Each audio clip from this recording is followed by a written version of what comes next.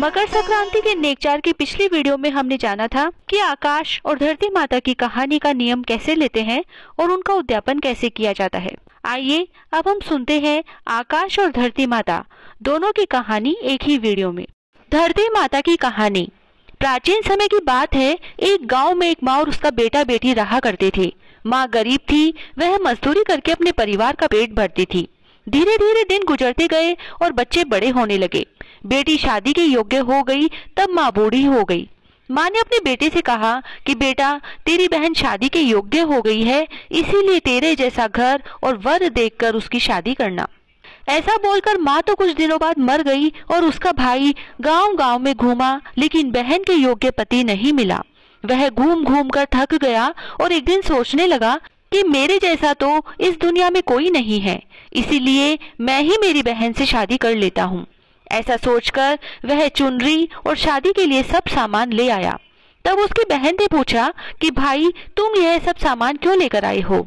तब उसके भाई ने कहा कि बहन, यह सब सामान तुम्हारी शादी के लिए लेकर आया हूँ। गांव वालों ने बहन से कहा कि तुम्हारा भाई ही तुमसे शादी करने वाला है। तब बहन ने जाकर अपने भाई से पूछा कि भाई, मेरी शादी किससे कर रहे हो? इस पर भाई ने कोई जवाब नहीं दिया। तब बहन समझ गई।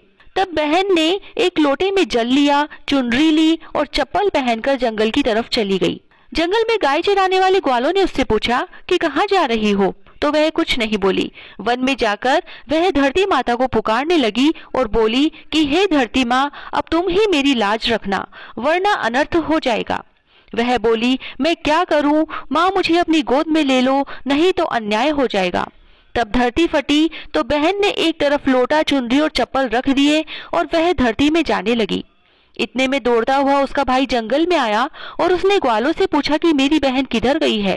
ग्वालों ने कहा कि तेरी बहन उस तरफ गई है। वह बहन बहन पुकारता हुआ उस तरफ दौड़ा। तब उसने देखा कि उसकी बहन धरती में समा रही है। यह देखकर वह बहन को पुकारता हुआ उस तरफ दौड़ा, लेकिन तब तक उसकी बहन धरती में समा चुकी थी। केवल थोड़े से बाल दिखाई दे रहे थे। वह बहन के बालों को मुट्ठी में पकड़कर रोने लगा। बहन, तू सत्य के लिए धरती माँ की गोद में समा गई। मेरी बुद्धि भ्रष्ट हो गई थी। माँ का वचन निभाने के लिए मुझे मेरे जैसा तेरे लिए कोई वर नहीं मिला, इसीलिए ऐसा विचार आया। ऐसा बोलकर वह जोर जोर से रोने लगा। पर धरती माँ ने सत्य के लिए बेटी को अपने में समा लिया। जो बाल बाहर थे वह दुर्वा बन गए। इसीलिए सभी औरतें धरती माता की कहानी सुनती है और चुनरी, चप्पल, लोटा और एक बर्तन में हरी मूंग और लड्डू कंवारी कन्या को देती है। जो भी धरती माता की कहानी सुनता है, धरती माता उसको सुखी रखती है।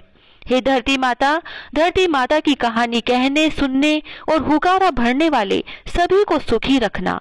बोलो धरती माता की जय। आकाश की कहानी। एक देवरानी जेठानी थी। दोनों ने मकर संक्रांति से आकाश की कहानी सुनने का नियम लिया था। एक साल उन्होंने कहानी सुनी। अब अगली संक्रांति पर वह उद्यापन कर रही थी। उद्यापन करने के लिए ब्राह्मण को बुलाकर बैठा रखा था। जैसे ही वे दोनों कहानी सुनने बैठी तो देवरानी के पीहर से समाचार आए कि उसका भाई विदेश से आया है, तो वह मिलने के लिए बुला रहा है। देवरानी यह समाचार पाकर इतनी खुश हुई कि वह आकाश की कहानी सुने बिना और उद्यापन किए बिना ही ब्राह्मण को बैठा छोड़कर अपने पीहर चली गई। जाते जाते रास्ते में बहुत तेज आंधी तूफान शुरू हो गए। बादल गरजने लगे, बिजलियां चमकने लगी और बहुत तेज बारिश आने लगी। जैसे तैसे वह अपने पीहर पहुंची तो उसने वहां देखा कि उसका घर आंधी तूफान में बह चुका है। वह बहुत दुखी हुई और रोते रोते सोचने लगी कि अब मैं कहाँ जाऊं।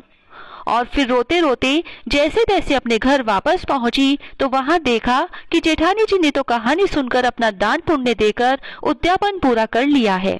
फिर उसने आकाश देवता से प्रार्थना की कि हे आकाश देवता, इंद्र देवता, अब मैं क्या करूं, और रोने लगी। तब जेठानी जी ने कहा कि तुमने अपना उद्यापन बीच में छोड़ा है। कभी भी अपना कोई भी पूजा, जप, तप, उद्यापन, कहानी बीच में छोड़कर नहीं जाना चाहिए। और तुम तो निमंत्रण दिए हुए ब्राह्मण को भी बिना भोजन कराए ही चली गई। तब उसने जेठानी जी से कहा कि जेठानी जी, मुझसे बहुत बड़ी गलती हो गई, अब कृपया करके आप मेरा उद्यापन पूरा करवाइए। तब जेठानी जी ने ब्राह्मण को वापस बुलवाया और देवरानी को पूरी कथा कहानी सुनाकर पूरे विधि विधान से उद्यापन करवाया, ब्राह्मण को भोजन करवाया। छतरी तान कर बैठाया, तिलक किया, कपड़े दिए और दक्षिणा देकर विदा किया। और तभी पीहर से समाचार आ गए कि सभी पीहर वाले सुरक्षित हैं। हे आकाश देवता, कहानी अधूरी हो तो पूरी करना, पूरी हो तो परवान चढ़ाना। जैसा दोरानी को किया वैसा किसी को मत करना। आपकी कृपा सदा हम सब पर बनाए रखना। जय श्री राधे।